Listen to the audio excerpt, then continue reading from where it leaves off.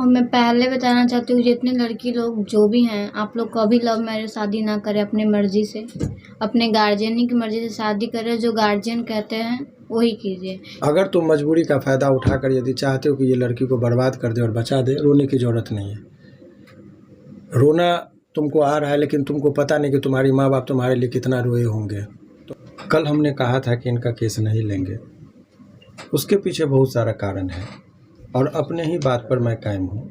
और आज इसको मैं अपने ऑफिस में आने का इजाज़त यदि दिया तो वो सारे चीज़ों आप लोगों को शेयर कर रहा हूँ। पहली बात ये कि आजकल एक नया पैटर्न पर चल गया है कि लड़की बालिग हो या नाबालिग, बहुत सारी बच्ची ऐसी है जो अपने माँ बाप को आहत करते हुए उनके इच्छा के विरुद्ध किसी लड़का के साथ भागकर शादी कर लेती है।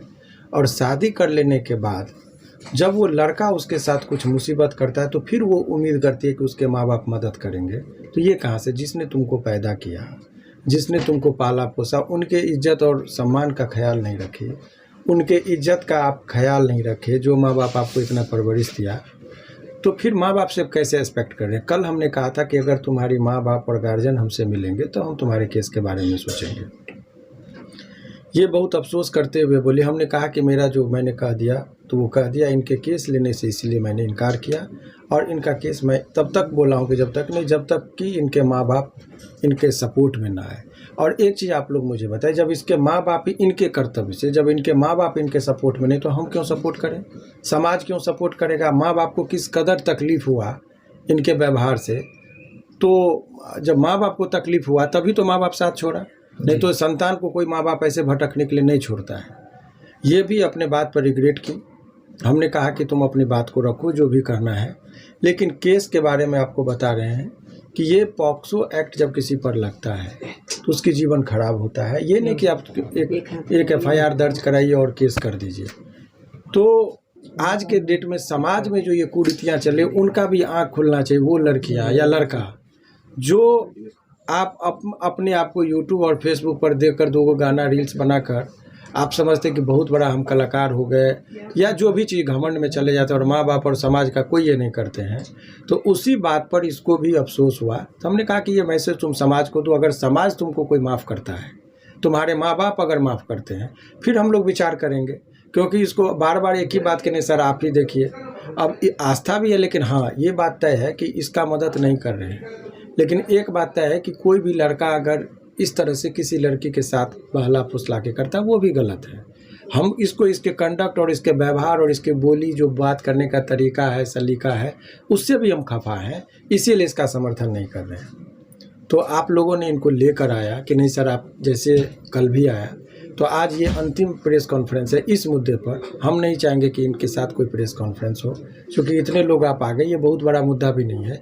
लेकिन सामाजिक मुद्दा को जोड़कर बहुत लोग इनको कह रहा है कि गाने वाली है, ऑर्केस्ट्रा में डांस करती है, उससे फ़र्क नहीं पड़ता, हर आदमी को गरिमा है।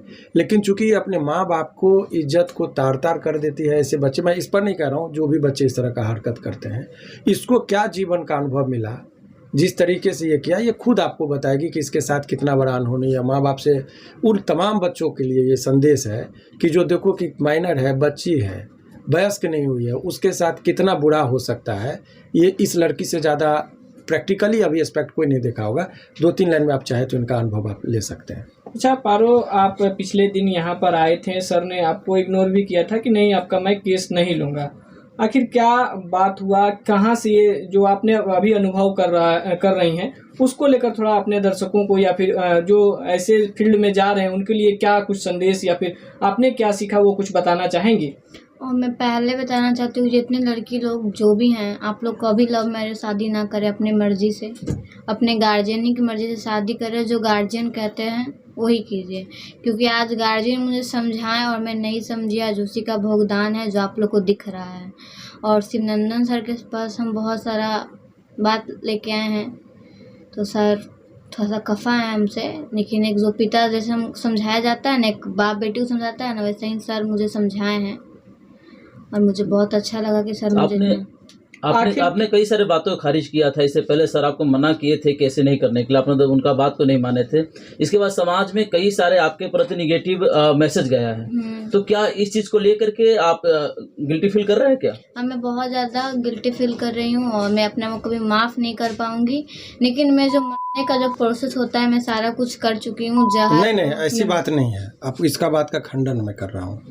मरने जी देखिए, अब सवाल 2-3 बात का है कि कुछ चीज़ें नहीं बोलना चाहिए। वो मेरा यही कहना था कि देखिए, अब इसका माँ बाप है नहीं, ये रोड पर है, उस घर में जा नहीं सकती है। स्थिति देखिए, हम मदद इसलिए नहीं करें कि समाज के नज़र में ये दोषी है। कानून के नज़र में कानून का अलग दृष्टिकोण है। माइनर लड़की है, कोई यदि शादी भी किया तो वो माफ़ी के लायक नहीं, पॉक्सो में जाएगा। समाज का कानून का अलग व्यू है। हम ये बताना चाह रहे हैं कि आपको जो बच्चा, लड़का या लड़की कोई भी हो, आजकल आपको कमाने का कोई एबिलिटी नहीं है, घर बसाने का एबिलिटी नहीं, बस अफलातूनी स्टाइल में आप भाग गए, शादी कर लिए तो रोड पे भटकना पड़ता है। इसकी स्थिति है कि माँ बाप के पास जा नहीं सकती है, वो लड़का रख नहीं रहा। अब यहाँ के बाद क्या विकल्प बचता है? अब एक लड़की के लिए, इतना कम उम्र की लड़की के लिए अब क्या, जो सहारा देगा वही इसका शोषण करेगा। अब हमारे लिए भी धर्म संकट की स्थिति है। डूबते हुए किसी इंसान को देखना पड़ रहा है, लेकिन नैतिकता के वजह से भरे हुए सामाजिक जो दायित्व है, हमने डांटा भी कल ऑन कैमरा। हमको भी लगा, बाद में अफसोस हुआ कि भाई किसी का इज्जत सवाल है, हमको नहीं करा। लेकिन गुस्सा एक आवेश है, बहुत लोगों का है। तो गलत चीज़ गलत होता है, आज ये भोग रही है। तो उन जो लोग हैं, कभी गुलशन के साथ हमारा शादी होगा, कभी हमारा इसके साथ होगा, उसी सिचुएशन का लाभ वो लड़का लिया। कुछ ऐसी बातें ये बता रही है जो अकल्पनीय है, जो इस दौरान हो रहा है। सड़क पे, रास्ते में, कहाँ हर रोज़ इसका शोषण हो रहा है। तो इसके लिए उपचार ये है कि अपना पुलिस में जाए, कंप्लेन करे। माने बच्चों के लिए चाइल्ड वेलफेयर कमेटी होता है, वहाँ पर भी इनके रहने की व्यवस्था होती है। शेल्टर होम होता है, वहाँ पर भी व्यवस्था है। भटकने के लिए तो नहीं छोड़ेगा, लेकिन एक वकील के तौर पर ऐसे लोगों को कैसे मदद किया जा सकता है? आप ही लोग बताइए। हम वो प्रोफेशनल नहीं कि हमको पैसा दे दिया, हम केस ले लिए। हम वो सबक सिखाना चाहते हैं उन लोगों को जो गलत करके, अभी बहुत सारी लड़कियां सोशल मीडिया पर आती हैं।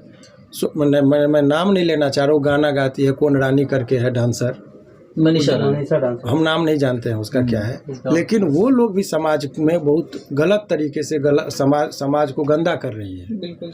कुछ लोग हैं जो उटपटांग ड्रेस पहन के मीडिया के सामने आते हैं अपने ये लेने। आप कर क्या रहे हैं? जो चीज़ बंद कमरे का चीज़ है, समाज को अनुशासन एक चीज़ है, आपकी आज़ादी है उस पर ये नहीं, लेकिन आपकी आज़ादी वहीं ख़त्म हो जाती है जहाँ से दूसरे की स्वतंत्रता शुरू होती है। सर, पारो आरती से जानना चाहेंगे, लाखों जो देख रहे हैं, क्या पारो आरती इसके बाद क्या करना चाहती, इसको क्या चाहिए, क्या चाहती है आगे? देखिए, वो अपना ये बताएगी उसका क्या चाहती है। जो सेपरेट आप लोग इंटरव्यू लीजिएगा तो अपना बयान देगी। हमारे सामने मेरा अपना ये आप लोगों से था, नहीं बैठते हम।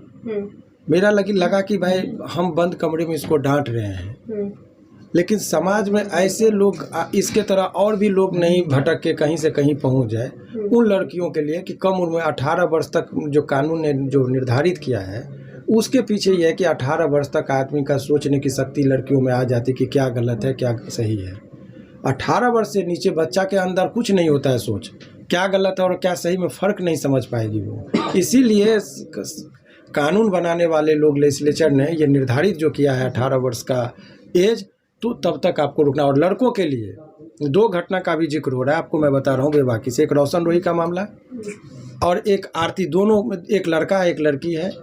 आप इस चीज़ से सीखने का यदि है कि रोशन रोही से क्या सीखने को मिलता है कि आप यदि सहमति से भी रहते, लड़की अगर चाली तो आपका जीवन बर्बाद होगी। 9 महीना तक आपको जेल में 8 महीना तक रहना पड़ेगा। झूठा मुकदमा था, ये मैं दावे के साथ कह रहा हूँ, और ये था। लेकिन वो लड़का तो अब 9 महीना, भले ही हाथी पे चढ़ा दीजिए रोशन को, घोड़ा पे चढ़ा दीजिए, 9 महीने का वो वक्त उसको लौटा के कोई नहीं दे सकता है जो जेल में बिताया है वो। बिल्कुल। उसके माँ बाप का जो पीड़ा है, हमने देखा उसके पिताजी कैसे रोते थे मेरे पास, उसकी माँ कितनी रोती थी मेरे ऑफिस में आके। वो क्षण को कोई नहीं रोशन को लौटा सकता है। रोशन ने जो जेल में भोगा है, जो कष्ट को झेल के आया है, उसका वो पल नहीं मिटा सकता। इसलिए तमाम लड़कों के लिए भी संदेश है कि 18 वर्ष से नीचे की लड़की की यदि आपसे सहमति से भी यदि संबंध बनाना चाहे तो आप उसके साथ संबंध नहीं बनाइए। नहीं तो वो लड़की अगर बयान बदल दी तो शुरुआती दौर में ठीक है, यदि उसके अनुसार चले तो ठीक है। जिस दिन आप अपने मर्दगानी पर आएंगे, अपने स्वाभिमान पर आएंगे और लड़की को पसंद नहीं आएगा तो पॉक्सो लगाकर आपको यूं ही बेउड में आपको हवा खिलवा सकती है, उसके अंदर सकती है। 18 वर्ष के बाद यदि आपके साथ आती है तो कुछ नहीं, बाल बका नहीं कर सकती है। लेकिन 18 वर्ष के पहले यदि आप करते हैं तो सहमति हो असहमति हो बहुत सारा चीज़ हो, लेकिन आप उसके साथ संबंध न बनाए, नहीं तो आपका जीवन रोशन रोही की तरह जेल में बीतेगा।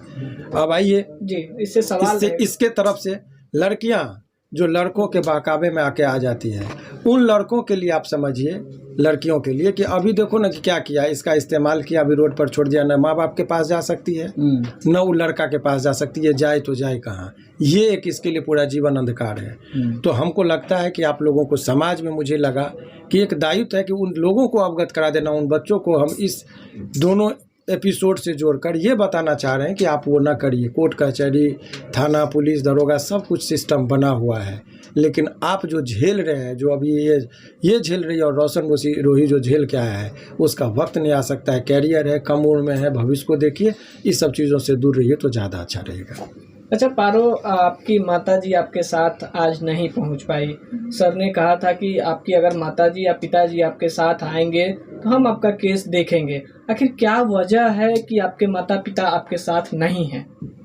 क्योंकि जो उसके जो फैमिली है ना, रवि किशन की फैमिली, हमारे हस्बैंड के, वो मतलब मेरे माँ बाप को बहुत कुछ कर चुके हैं। वो अगल बगल को धमकी देते हैं, मेरे माँ बाप को धमकी दिलवाते हैं, घर में रहने का जगह नहीं, उसी के लिए, उसी चीज़ से डर के मेरी मम्मी मेरे साथ नहीं है। उसके माँ बाप मेरे माँ बाप को पूरा टॉर्चर कर रहे हैं, दबाव में आ गए, मुखिया दौरान, लोग के दौरान, सबके दौरान। देखिए, तो इनका बयान है, मुझे जहाँ तक लगता है, मैं जहाँ तक समझ रहा हूँ, उसकी माँ का हमने एक इंटरव्यू देखा था, व्यक्तिगत हमसे बात नहीं हुई।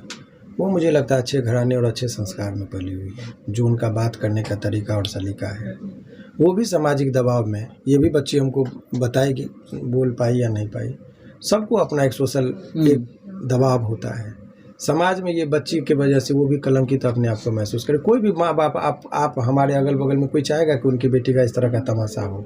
किस रूप से, मुंह से वो समाज के अंदर दिखाएगी? गुस्सा है, खफा है, और ये दबाव का भी बात हो सकता है, मुझे पता नहीं।